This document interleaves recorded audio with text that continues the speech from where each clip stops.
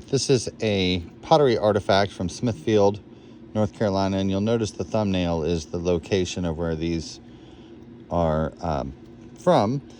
And we have quite a few long phase characters, but I'm going to show you a few birds right off the bat here. We're going to ignore this for now. For the first bird, with the light the way that it is, you can see how the beak and the head and the eye is done. And when I tilt it and get it at the correct angle here, you'll be able to see how the wings and everything come back really nicely for this beautiful bird. And I'm looking closely into the eye here, and I'm looking through the camera so that I can see everything. There we are.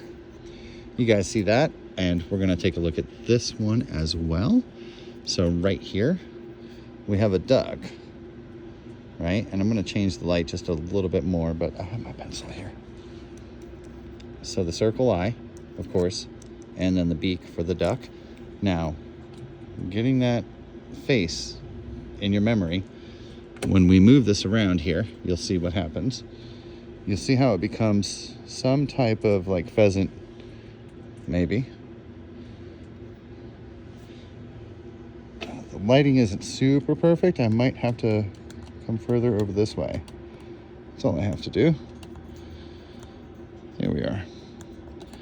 So you're able to see that bird shape on both sides of this, and it's super beautiful. The color for the duck head, the black, the yellow.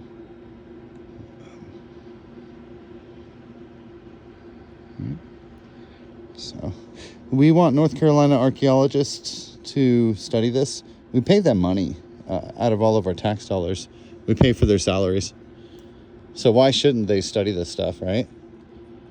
And the reason why they won't study this stuff is because, as you guys hopefully can see, this little character on here. Now, I've maybe shown him in the middle of videos, but I've never made a video just specifically about this piece before.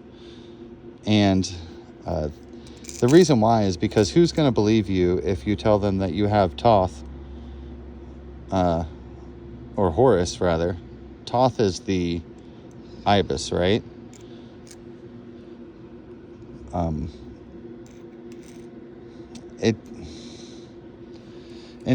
Who's gonna believe you when you say that you found this in North Carolina, right? Like, maybe they would believe you if you found this in the Grand Canyon. Anyway, I guess just the religions were a lot older and a lot more worldwide than we maybe gave them credit for. But the humans turning into birds and the bird people and the mixture of birds and humans, I think has always been a thing. And there's so much more on this. There's like a chicken you can see, hopefully, if I can show it correctly here. Let's move it again to where the light hits the face.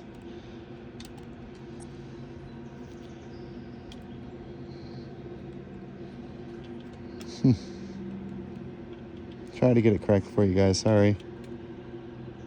So that you can see the color on it and stuff. My screen is just getting darker and darker by the second because, of course, this is summer. And you guys who make videos know the struggle. Anyway, there's a whole lot of bird on this piece of pottery. And I love the way that it's like a sand bottle. So it has like these little swirls. And we found the ponds that this stuff was made in. So they would create these little ponds. And they would put this pottery stuff in there, and they would dye it. And they would create these sections, and then afterwards they would cut out the shapes, I think the main shapes that they wanted. And then from there, created all the little portraits and humans on them. So it's really a very curious style of art that was made onto pottery here. Gosh, I wish we were allowed to date things, you know. Here in North America, unfortunately, unless you're attached to a university or a college, you are not allowed to carbon date anything within the U.S. I mean, these places, they just won't touch you. They don't want to get caught into the controversy. So, just like all native art, we have smaller faces and we have larger faces on top of each other in this that I know you guys can see. So there is a petition link in the description, so it would really be helpful if you guys would sign that. We have, I think, 170 signatures so far. So I know you guys really aren't super into the pottery clay artifacts, but there's something to be said for them, I think. They reach certain people, and so they are important. All right. Thank you very much, and I hope you guys have a wonderful rest of your day. Bye-bye.